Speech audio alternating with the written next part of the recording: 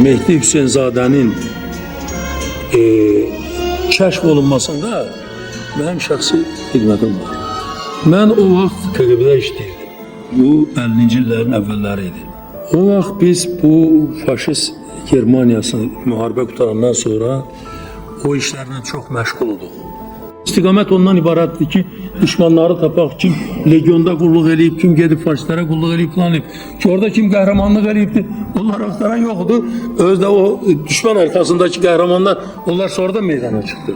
O vaxt biz bu materialları kaldırdık, verdik və olan olub, keçib, bu materiallar meydana çıxanda bizim özümüzdə bir fikir yarandı ki, biz oçaq yaradaq. Axırı yenə gəldi.